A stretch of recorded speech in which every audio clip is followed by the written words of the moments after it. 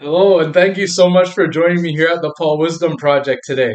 So, I know it's been a while, right? You haven't seen me make videos in a while. I know I've been quite busy.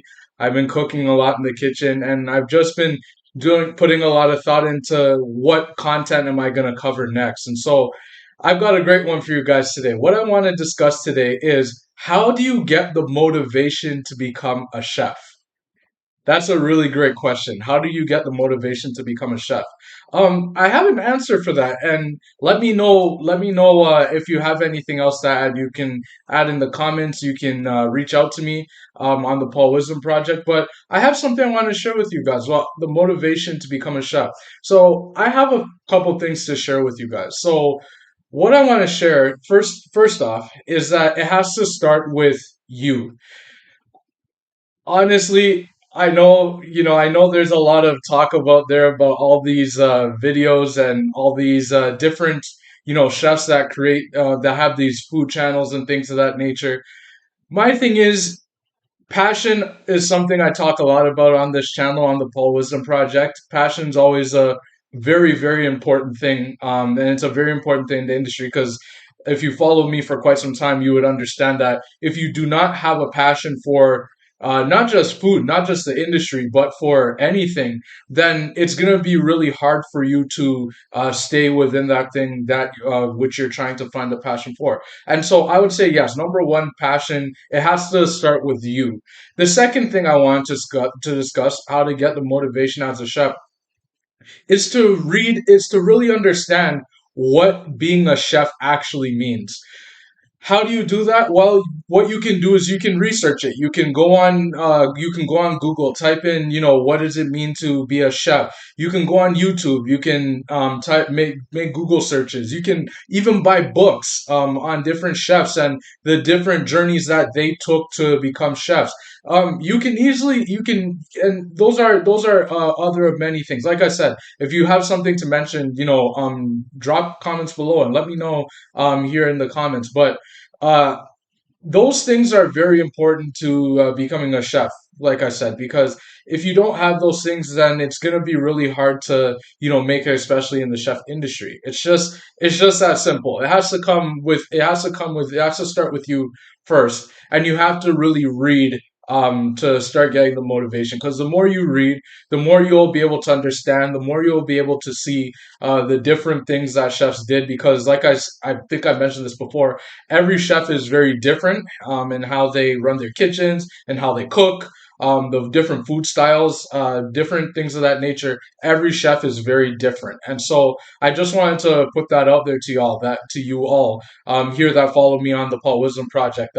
That's how you get started with the motivation. Maybe I'll make a part two video to follow off. I'll follow off with this, but yes, you need to. These are some very, very important things that you need to start getting motivated to become a chef. It's definitely not gonna start with you just cooking in the kitchen. Though it might. I don't know. To each his own. Everybody's different, but I can assure you that the number one thing is you have to really, really have a passion, a true passion for wanting to become a chef. And then to follow that passion, you have to start reading. You have to read. You have to understand what the life of the chef actually holds, because that's what I believe happens to a lot of chefs who start off in the industry and then end up leaving, is that they don't really understand what it means to be a chef, and as a result this follows them as they go throughout their career. And then once they hit a tough patch, then, for example, with this whole COVID thing, which COVID, I don't really like talking much about it, but with this whole thing with COVID over the past in the past 2 years, what's happened to a lot of chefs is a lot of chefs have lost their interest in cooking. Sorry, let me recorrect that. I wouldn't say they've lost their interest; they just lost their passion.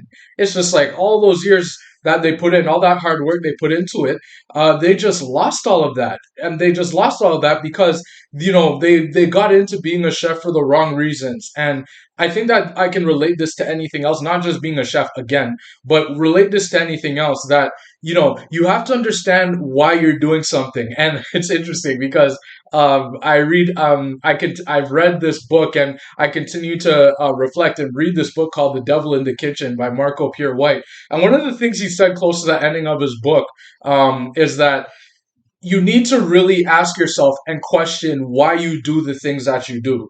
I know that sounds a little bit, plain and simple, but you would be surprised at the amount of people that do the things that they do, but they don't know why they do the things they do. For example, being in a relationship or being in a career, doing a certain type of craft. You know what I mean? Like joining an organization, for example. Many people don't understand why they are doing that in the first place. And what happens after that, what leads to happen is that they end up losing whatever it is they did. They end up moving on to something else. And then they start to feel discouraged, like, oh, I put all this hard work in, and now it's just like now it didn't all pay off. Well, a good reason why it didn't all pay off was just because you got into it for the wrong reasons, and you didn't understand the implications. You didn't understand the work it takes to get into that thing. You didn't have a passion for that thing that you did, and that's the reason why. Like, I can even relate this to the book, The Devil in the Kitchen by Marco Pierre White. The reason why he left the industry, believe it or not, is not necessarily because he didn't like to cook, because obviously, well, if he didn't like to cook, then he wouldn't have joined the industry in the first place. But the main reason why he left the industry was because he didn't have anything more to offer. He felt like the only reason why he was in it was because of the hard work, the adrenaline that it gave him. When he got into the kitchen, he could work 20 hours a day. Many, like, there's like 1 out of 10 chefs that can do that these days. But working 20 hours a day, he enjoyed the adrenaline. He wasn't in it for the passion. The real thing that starts with anything, the passion. And that's why he ended up leaving the industry. He gave back his 3 Michelin stars, even though he was the first chef to win, the first youngest chef to win three Michelin stars. He gave them back at the end of the day.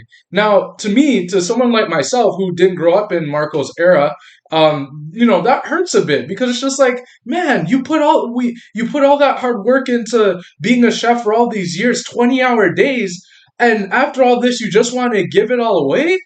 Oh man, that's tough. That's tough. So for someone like myself, and to relate it to other people, you really have to have a true passion for what you do.